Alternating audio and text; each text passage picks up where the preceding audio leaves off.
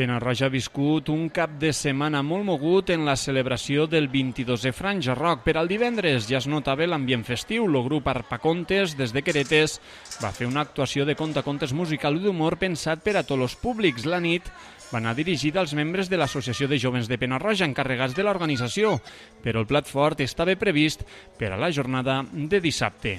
Avui per la tarda tenim un grup de rumba en el que ens comencem l'actuació. Després tenim per aquí uns jocs populars, uns jocs antics i tal per als xiquets.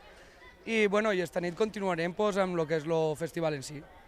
L'Associació de Jovens fa més de 20 anys que organitza este festival al poble, cosa que no es podria fer sense l'ajuda dels seus socis. Portem molts anys organitzant-lo i cada any te vas adaptant un poc a les condicions, però encara així sí, dona molta feina.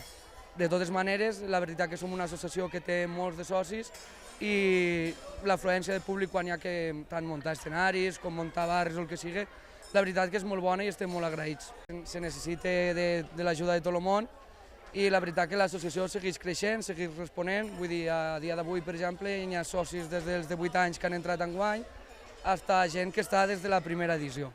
Calúmnia, Audastí, Garrama i Prozaxop va ser el cartell de la nit, un festival que sempre ha estat caracteritzat per la seva identitat reivindicativa.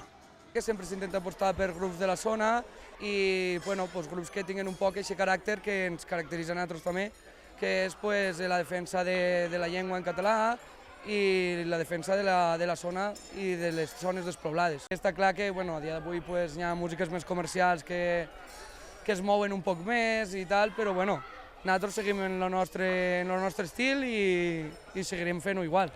Tot i els avisos de pluja, el temps va acompanyar i el festival se va viure sense imprevistos. En el Franja Rock se dona per iniciat el programa de festivals del Matarranya, que en uns dies seguirà en la nit en blanc de Massalió, el festival Matarranya íntim, que enguany es viurà a Calaceit, i el cicle d'orgue de Font d'Espala.